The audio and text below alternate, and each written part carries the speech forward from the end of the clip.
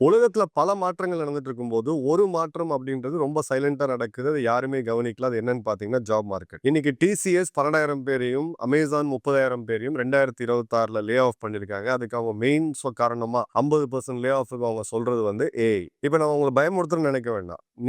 AI அப்படின்றது கேட்டுக்கிட்டே இருந்து, பட் அத பத்தி எதுவும் செய்யாதவங்களுக்கு ஆன ஒரு பதிவே வச்சுக்கலாம். இப்போ ஏஐயோ இல்ல ஒரு ரோபோவோ நம்ம வேலைய எடுத்துக்க போறது கிடையாது. நம்மள ரீப்ளேஸ் பண்ண போறது கிடையாது. ஆனா இந்த ஜாப் ஏன் காணாம போகுது? இந்த வேலைவாய்ப்பு ஏன் காணாம போகுது அப்படின்னு பார்த்தீங்கன்னா, ஏஐ ஸ்கில்டு புரொஃபஷனல்ஸ். கிளாடோட பேரண்ட் கம்பெனியான ஆந்த்ரோபிக் அவங்க என்ன சொல்றாங்கன்னா, அவங்க ஜாப் அப்ளிகேஷன்லயே கிளாட பயன்படுத்தி உங்களோட ரெஸ்யூமேவ இது பண்ணுங்க. கிளாட பயன்படுத்தி நீ இன்டர்வியூக்கு பிரிப்பேர் ஆகுங்க அப்படின்னு சொல்லி, உங்களுக்கான ஒரு ஏஐ ஏஜென்ட் ஒரு 1% கம்பெனியா ரன் பண்ண சொல்றாங்க. நீங்க டெக்ல இருந்தாலும் சரி, இல்ல வொர்க்கிங் ப்ரொஃபஷனலா இருந்தாலும் உங்க புரொடக்டிவிட்டிய பூஸ்ட் பண்றதுக்கு, இல்ல நீங்க வந்து ஒரு கிரியேட்டரா இருக்கீங்க, எடிட்டரா இருக்கீங்க, இடத்துலயுமே ஏஐ பயன்படுத்தி நீங்க வேலை வாங்கலாம் அப்படின்றத அவங்க சொல்றாங்க. ஏன்னா ஏஐ பில் பண்றவங்களே இதான் சொல்றாங்க. இனி வரக்கூடிய காலங்கள்ல இது non negotiable skill. So job லாஸ்லாம் நம்ம பிரிவென்ட் பண்ணணும் அப்படின்னா நம்மளோட ஏஐ ஸ்கில்ஸ் நம்ம கண்டிப்பா அப்டேட் பண்ணணும். அப்படி ஒரு வாய்ப்பு இப்ப மீண்டும் கிடைச்சிருக்கு. நம்மளுடைய நாலேஜ் பார்ட்னரோட அவுட் ஸ்கில்ஸ் இந்த கிளாட பத்தியான ஒரு ஃபுல் ட்ரைனிங் 2 டே ட்ரைனிங்க நமக்காக அதை ஃப்ரீயா ஆஃபர் பண்றாங்க. இதோட லிங்க் டிஸ்கிரிப்ஷன் மற்றும் பின் கமெண்ட்ல இருக்கு.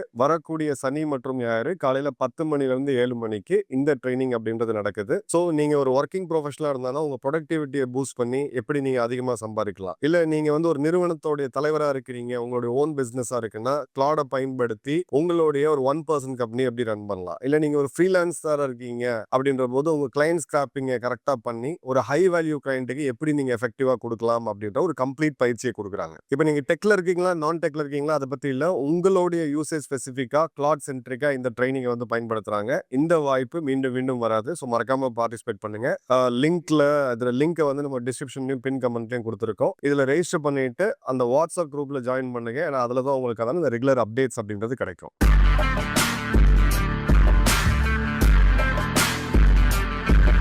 வணக்கம் ஜெயஹிந்த். பாரத பிரதமர் நரேந்திர மோடி அபிஷியல் பயணமா இந்தோனேஷியா போயிருக்கக்கூடியதை நம்ம பார்த்தோம். மிகப்பெரிய சிறப்பான வரவேற்பு அளிக்கப்பட்டது. இதுல மிகப்பெரிய ஒரு பிரேக்கிங் நியூஸ் வந்திருக்கு. அதாவது இந்தியாவுடைய பிரம்மாஸ் மற்றும் அஸ்த்ரா ரக ஏவுகணைகள்ல இந்தோனேஷியா வாங்குறதுக்கான எம்ஓயூவை இங்க சைன் பண்ணியிருக்காங்க அப்படின்றது பார்க்குறோம். இரு நாட்டு பிரதமர்களும் ஒன்று சேர்ந்து சைன் பண்ணக்கூடிய நிகழ்வு. ஸோ இது ஒரு பிரேக்கிங் நியூஸ். ஏன்னா இந்தோனேஷியாவுக்கு இருக்கக்கூடிய ஒரே எதிரி யாரு அப்படின்னு பார்த்தீங்கன்னா, இல்லை ஒரு அட்வர்சரி யாருன்னு பார்த்தீங்கன்னா சைனா. ஸோ ஏற்கனவே பிலிப்பைன்ஸுக்கு நம்ம இந்த ஏவுகணைகள் கொடுத்துருக்கோம், வியட்நாம் கூட இந்த ஒப்பந்தங்கள் போட்டிருக்கோம். இப்போ சைனாவை சுற்றி இருக்கக்கூடிய 3வது ஒரு மிகப்பெரிய நாட்டுக்கு இந்த ஏவுகணை வெறும் பிரம்மோஸ் மற்றும் இல்லை அஸ்த்ராவையும் நம்ம சேர்த்து வழங்குறோம் அப்படின்றத பார்க்குறோம். ஸோ இதோட டீட்டெயில்ஸ் எடுத்தீங்க அப்படின்னா, இந்தியா தன்னுடைய ப்ரூவன் மிசைலான பிரம்மோஸ் மற்றும் அஸ்த்ரா வந்து air to air missile, BrahMos வந்து நீங்கள் லேண்ட் டு ஏர், நீங்கள் வந்து சி டு ஏர்ன்னு சொல்லி மல்டிபிள் ஃபார்மில் நீங்கள் கடற்படையிலையும் யூஸ் பண்ணலாம். 2 மிசைலையும் இப்போ இந்தோனேஷியாவுக்கு கொடுக்கறதுக்கு இந்தியா முடிவு பண்ணியிருக்கு. இதற்கான ஒப்பந்தமும், அதாவது புரிந்துணர்வு ஒப்பந்தம் அப்படின்றது இப்போ இந்தோனேஷிய தலைநகரான ஜக்கார்த்தால நடக்குது. இதன் பிறகு இந்தியாவுடைய பிரதமர் ஆஸ்திரேலியா மற்றும் நியூசிலாண்டுக்கு போறாரு. இந்தோனேஷியா கடைசியா விசிட் பண்ணது 2023ல். இது வரைக்கும் பார்த்தீங்கன்னா 4 முறை விசிட் பண்ணியிருக்காரு. இது ஒரு வரலாற்று முக்கியத்துவம் வாய்ந்த ஒப்பந்தமா நம்ம பார்க்கலாம். கிட்டத்தட்ட 630 மில்லியன் கிட்டத்தட்ட ரஃபா எடுத்தீங்கன்னா ஒரு 6,500 கோடி அளவுக்கான பர்ச்சேஸ் இது. இந்த இடத்துல இந்தியாவுடைய ஆயுதங்கள் இந்த பக்கம் அர்மேனியாவில் ஆரம்பிச்சு இந்த பக்கம் தென்கிழக்கு ஆசிய நாடுகளை நோக்கி போறதை நம்ம கிளியரா பார்க்க முடியுது. ஸோ இதுக்கு முன்னாடி பிலிப்பைன்ஸ், வியட்நாம், இப்போ 3வது மிகப்பெரிய நாடா தென் கிழக்கு ஆசிய நாடுகள்ல, அது ஆசிய நாடுகளில் இந்தோனேஷியா அதை வாங்குறாங்க. இந்த அக்ரிமெண்ட் மார்ச் மாதம் இனிஷியலா ஒரு புரிந்துணர்வு ஒப்பந்தம் போடப்பட்டுச்சு. 350 மில்லியன் மிசைல் பேட்டரி வேணும் அப்படின்னு சொல்லி இந்தோனேஷியா பிரம்மோஸ் கேட்டிருந்தாங்க. அவங்களுடைய அதிகாரிகள் இங்கே நேரடியாக வந்து பிரம்மோஸோடைய ப்ரொடக்ஷன் யூனிட், லக்னோவில் இருக்கக்கூடிய ப்ரொடக்ஷன் யூனிட்ல ஆய்வு செய்த பிறகு வந்தாங்க. பட் இப்போ அஸ்த்ரா மிசைல்ஸையும் சேர்த்து கேட்குறாங்க. ரொம்ப முக்கியத்துவம் வாய்ந்தது. ஏன்னா ஏர் டு ஏர் மிசைல் அப்படின்றது பிரான்ஸ், யூகே, அமெரிக்கா மற்றும் சைனா, இந்த 4 நாடுகள் தான் முழுக்க இருக்கக்கூடிய யாராக இருந்தாலும் வாங்குவாங்க. இந்தியாவுடைய சொந்த தயாரிப்பான அஸ்த்ரா ஏர் டு ஏர் மிசைலை இப்போ இந்தோனேஷியா வாங்குறது ரொம்ப ரொம்ப முக்கியமான ஒரு விஷயம். ஏன்னா இதே நாடு இந்தியாவை விட அதிகமான ரஃபேல் ஆர்டர்ஸையும் கொடுக்குறாங்க அப்படின்றது பார்க்குறோம். ஸோ பிரான்ஸோடைய விமானம், இந்தியாவுடைய அஸ்திரம் அதாவது ஏவுகணை, இது ரெண்டும் ஒரு காம்போவா இன்னைக்கு ஒரு பெரிய மார்க்கெட் உருவாகி இருக்கிறத நம்ம தெளிவா பார்க்க முடியுது.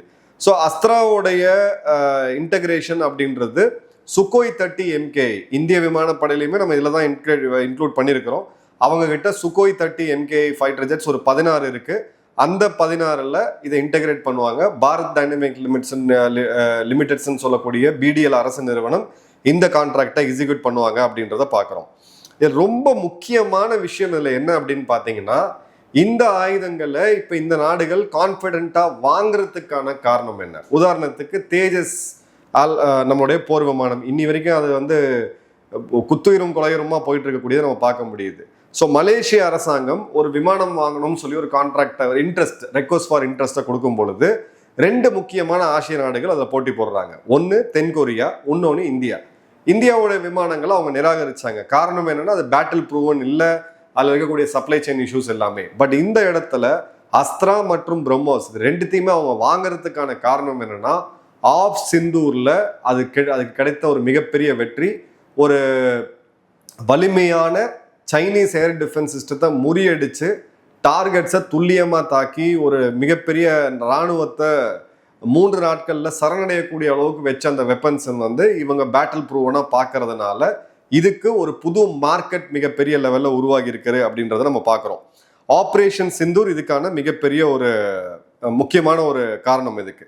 2வது ரொம்ப முக்கியமாக நம்ம பார்க்கறது வந்து, இது வெறும் மிசைலை மட்டும் கொடுக்கல. இந்த மிசைல், இதோட ட்ரைனிங், இதோட மெயின்டெனன்ஸ், இதோட லாங் டேர்ம் டெக்னிக்கல் சப்போர்ட் அப்படின்னு சொல்லக்கூடிய எல்லாத்தையுமே இந்தியா தான் பண்ண போகுது. பல பேர் வைக்கக்கூடிய கேள்வி, இந்த நாடுகள் வேற ஒரு நாட்டுக்கு கொடுத்தா இது இஸ்லாமிய நாடாச்சு, அப்படியாச்சு இப்படியாச்சுன்னு கண்டிப்பாக கிடையாது. இந்தோனேஷியா நமக்கு கல்ச்சரலாகவும் சரி, வரலாற்று ரீதியாகவும் நமக்கு மிக மிக ஒரு நட்பான நாடு. அதே மாதிரி ஒரு ஹெல்த்தி காம்படிஷன் நம்ம கிட்ட இந்தோனேஷியாவில் என்றைக்குமே இருக்கு. இவங்க கிட்ட நம்ம கொடுக்கும்போது இது எண்ட் டு எண்ட் பேக்கேஜா கொடுக்குறோம் அப்படின்றத நம்ம மறந்துடக்கூடாது. இப்போ இதுக்கு தவிர ஒரு முக்கியமான இன்னொரு ப்ராஜெக்ட்டுமே சைன் ஆயிருக்கு. அது என்ன அப்படின்னு பார்த்தீங்கன்னா, கிரிட்டிக்கல் மினரல்ஸ், ஸ்டீல், நிக்கல் மற்றும் ரேர் எர்த் மேக்னெட்ஸ். இன்னைக்கு 90% இந்தியா சைனாவை சார்ந்து இருக்கக்கூடியது, ஆல்மோஸ்ட் 100% சைனா சார்ந்து தான் இருக்கிறோம். ஸோ இந்த இடத்துல ஸ்டீல், நிக்கல் மற்றும் ரேர் எர்த் மேக்னெட்ஸுக்கு 2 நாடுகளும் சேர்ந்து ஒரு கூட்டார் இது போடுறாங்க. இது எல்லாத்தோட இன்னொரு மிகப்பெரிய பிரேக்கிங் பாயிண்ட் என்னன்னா, இந்தோனேஷியாவுடைய சபாங் போர்ட், மலாக்கா ஸ்ட்ரெயிட்ஸ்ல இருந்து வெறும் 100 மைல் தூரத்தில் இருக்கக்கூடிய மிக முக்கியமான துறைமுகத்தை இந்தியாவும் இப்போ இந்தோனேஷியாவும் சேர்ந்து கிட்டத்தட்ட இந்தியா தான் அந்த போர்ட்டை ஆப்ரேட் பண்ண போகுது. ஸோ மலாக்கா ஸ்ட்ரெயிட்டுக்கு இந்த பக்கம் கார் நிக்கோபார் தீவுகள், கிரேட்டர் அந்தமான்ஸ்ல ஒரு மிகப்பெரிய மிலிட்ரி பேஸை இந்தியா உருவாக்குது. அங்கிருந்து 230 நாட்டிக்கல் மைல் தூரத்துல பார்த்தீங்கன்னா மலாக்கா ஸ்ட்ரெயிட் இருக்கு. மலாக்கா ஸ்ட்ரெயிட்டுக்கு அந்த பக்கம் இந்தோனேஷியாவுடைய சபாங் போர்ட்டை நம்ம டெவலப் பண்ண போறோம். இந்த போர்ட்ல இருந்து மலாக்கா ஸ்ட்ரெயிட்டுக்கு உண்டான தூரம் வெறும் 100 நாட்டிக்கல் மைல். இப்போ பங்களாதேஷ், மியான்மார் போன்ற இடங்கள்ல இந்தியாவை எப்படி என்சர்க்கிள் பண்ணுது சைனா அப்படின்றத பார்க்குறோம். கவுண்டர் வெயிட், அவங்க என்னதான் 1 பெல்ட் 1 ரோடு இனிஷியேட்டிவ், சீபக்குன்னு போட்டு மேல அந்த சில்க் ரூட் எல்லாம் கொண்டு வந்தாலும் சைனாக்கு உள்ள போகக்கூடிய சரக்கு போக்குவரத்து மற்றும் சைனாக்கு வெளியில வரக்கூடிய சரக்கு போக்குவரத்துல 63% இன்னைக்கும் மலாக்கா ஸ்ட்ரெயிட்ல தான் போயிட்டு இருக்கு. மலாக்கா ஸ்ட்ரெயிட்டுக்கு ஆல்டர்னேட்டா போக முடியும்லாம் பேசினாங்க. இதுக்கு முன்னாடி தியரட்டிக்கலா பேசினது வேற. பிப்ரவரி 28க்கு பிறகு ஸ்ட்ரெயிட் ஆஃப் ஹார்மூஸை கிராஸ் பண்ணி கேப் ஆஃப் குட் ஹோப் வழியாவும் நம்மளால வர முடியும். ஆனா எத்தனை கப்பல்கள் வந்துச்சு, உலகம் எந்த அளவுக்கு சோக்காச்சு அப்படின்றத நம்ம நேரடியா பார்த்தோம். ஸோ இந்தியா மலாக்கா ஸ்ட்ரெயிட்டை சுத்தி தன்னோட வியூகத்தை ரொம்ப சூப்பரா சிறப்பா அப்படியே ஒரு வியூகத்தை அமைக்கிறாங்க அப்படின்றத நம்ம தெளிவா பார்க்க முடியுது. இப்போ பைலேட்டரலா எடுத்தோம் அப்படின்னா, இந்தியா இந்தோனேஷியாவுக்கு உண்டான ட்ரேட் அப்படின்றது ரஃபா ஒரு 30,000 கோடி. வரக்கூடிய காலங்களில் இது இன்னும் அதிகமாகும். ஆசியான் நாடுகளில் 2வது மிகப்பெரிய வர்த்தக பார்ட்னர் நமக்கு யாரு அப்படின்னு பார்த்தீங்கன்னா இந்தோனேஷியா தான். ஸோ இந்த இடத்துல பிரம்மோஸ் மிசைல் நெட்வொர்க் அப்படின்றது முதல்ல பிலிப்பைன்ஸ், அடுத்தது வியட்நாம், இப்போ 3வது இந்தோனேஷியா. இப்போ இந்த ஒரு பேச்சுக்கு சொல்றேன், 20 மிசைல் உள்ள பேட்டரியை மட்டும் இவங்க வச்சிருந்தாங்க, 60 மிசைல் வச்சிருந்தாங்க அப்படின்னா, சைனாவுடைய கப்பல் அவங்களோட மெயின் படைபலம் அவங்க எங்க ஃபோக்கஸ் பண்றாங்கன்னா PLAன்னு சொல்லக்கூடிய நேவி, கிட்டத்தட்ட 400க்கும் அதிகமான போர்க்கப்பல்கள் அவங்க வச்சிருக்காங்க. எண்ணிக்கையில நம்பர் 1 கப்பற்படையா இன்னைக்கு சைனா இருக்கு.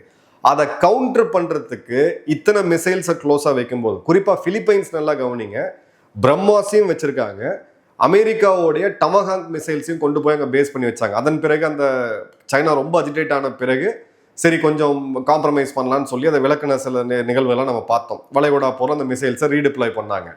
பட் இப்போ சைனாக்கு ப்ரெஷர் அதிகமாகிட்டே இருக்கக்கூடியதை நம்ம பார்க்குறோம். ஏன்னா அவங்களுடைய அம்பிஷன் தாய்வானோட ஒருங்கிணைப்பு, பிறகு ஜப்பான், இந்தியாவை பொறுத்த வரைக்கும் லடாக் மற்றும் அருணாச்சல் அவங்களுடைய லாங் டேர்ம், நம்ம எப்படி அகண்ட பாரதம்னு சொல்லி நம்மளுடைய பிரிந்து போன பகுதியில் ஒன்றிணைக்கக்கூடிய ஒரு கனவு இருக்கோ அதே மாதிரி கிரேட்டர் சைனா அவங்களுக்கு ஒரு கனவு இருக்கு. ஸோ அந்த இடத்துல இந்த செக்மேட் அப்படின்றது மிக மிக சாலிடாக அவங்களுக்கு வரப்போகுது. இப்போ இன்னும் சில நாடுகளுக்கு நம்ம இந்த ஆயுதங்களை கொடுக்கக்கூடிய நிலைமைக்கு வரும்போது சீனா எல்லாரும் ஒரு ஒரு ஜியோ பொலிட்டிக்கலாக பண்ண கால்குலேஷன்னா இவ்வளோ பெரிய நாடு சீனா, இதுக்கு பக்கத்தில் குட்டி குட்டி சில தீவு நாடுகள் இருக்கு, இவங்க கிட்ட ஒரு 50 மிசைல் வாங்குறதுனால சீனா என்ன ஆயிரப்போகுது? 50 மிசைல் வாங்குறதுனால சீனாவை வீழ்த்த முடியாது. ஆனால் சீன கப்பல்களுடைய அந்த ஆளுமையை பிரேக் பண்ணாங்க அப்படின்னா சீனாவால் தென் சீன கடல் பகுதிகளை தாண்டி இந்து மகா சமுத்திரத்துக்குள்ள வரவே முடியாத அளவுக்கு ஒரு சாலிடான மிசைல் பேஸ ஒரு வியூகத்தை இந்தியா வகுக்குது அப்படின்றத நம்ம புரிஞ்சுக்கணும். அடுத்தது எடுத்தீங்க அப்படின்னா இந்தோனேஷியாவுடைய பிரச்சனை என்ன? நத்துனா ஐலாண்ட் 2019-20 ஜக்கர்ட்டா சைனா வந்து இந்த இடத்துல ஊடுருவுறாங்க. நத்துனா தீவுகளில் 2019-20 ஊடுருவுறாங்க. அதன் பிறகு இது ஒரு கிளியர் கட்டா சைனா வந்து எப்படி ஸ்பார்டன் தீவுகளை கொண்டு உரிமை கொண்டாடுறாங்களோ, 9 லைன் 10 லைன் போயிட்டு இருக்காங்களோ, இந்த இடத்துல அவங்களுக்கு ஒரு செக்யூரிட்டி ரிஸ்க் இருக்கு. ஏன்னா இந்தோனேஷியா ஒரு சிறு தீவு நாடு, அதிலும் வந்து பார்த்தீங்கன்னா எரிமலை பாதிப்பு அதிகமாக இருக்கக்கூடிய நாடு, சுனாமி பாதிப்பு அதிகமாக இருக்கக்கூடிய நாடு. அவங்க வந்து ஒரு தீவை ஜஸ்ட் லைக் தட் விட்டு கொடுத்துட்டு போக முடியாது. ஸோ இந்த இடத்த பாதுகாக்கிறதுக்கு இந்தோனேஷியாவுக்கு இந்த மிசைல்ஸ் அப்படின்றது ரொம்ப ரொம்ப ரொம்ப முக்கியம். இப்போ லேண்ட் பேஸ்ட் மிசைல் பேட்டரிஸ் இப்போ நம்ம இந்தோனேஷியா கொடுக்குறோம்.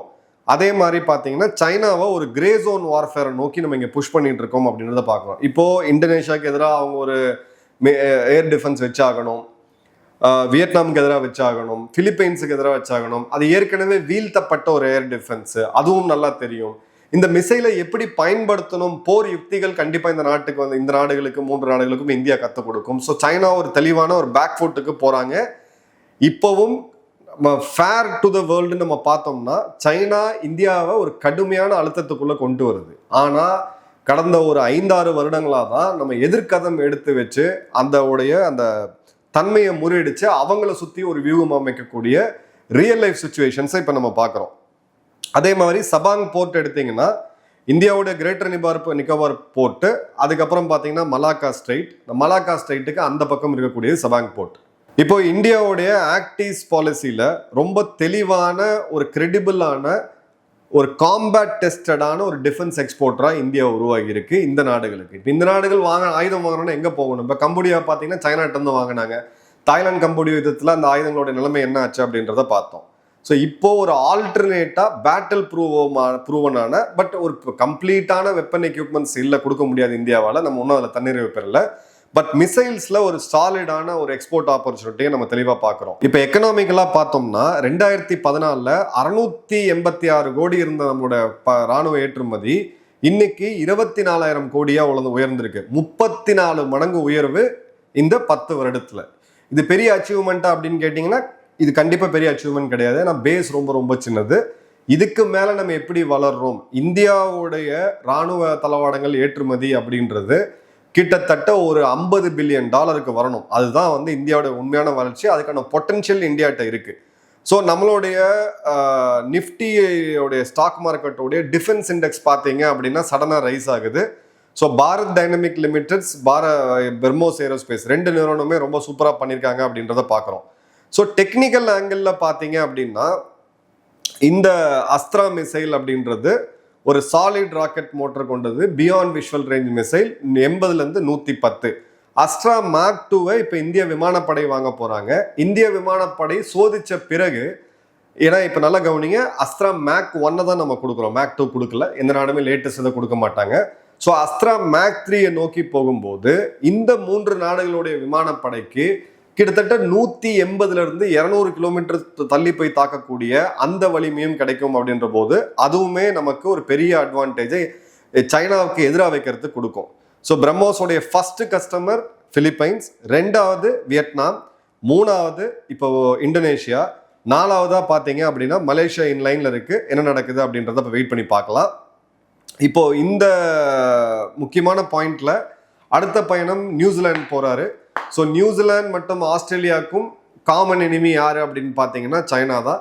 ஸோ குவாட் அலையன்ஸில் அமெரிக்காவை ஓரங்கட்டிட்டு, ஏன்னா அவங்க இன்ட்ரெஸ்ட் காமிக்கல, பல செட்டில்மெண்ட்ஸுக்கு அவங்க போகிறாங்க சைனாவோட. ஸோ அமெரிக்காவோட உதவி இல்லாமல் மிடில் பவர்ஸ் எல்லாம் ஒன்று சேர்ந்து அதை இந்தியாவோடைய ஒரு தலைமைன்னு சொல்ல மாட்டேன், இந்தியா எடுக்கக்கூடிய இனிஷியேட்டிவ்ல ஒன்று சேரக்கூடிய ஒரு தெளிவான நிகழ்வை இப்போ நம்ம பார்க்குறோம். Interesting times ahead. உங்கள் கமெண்ட்ஸை கமெண்ட் பாக்ஸில் போடுங்க. நன்றி, வணக்கம், ஜெயஹிந்த்.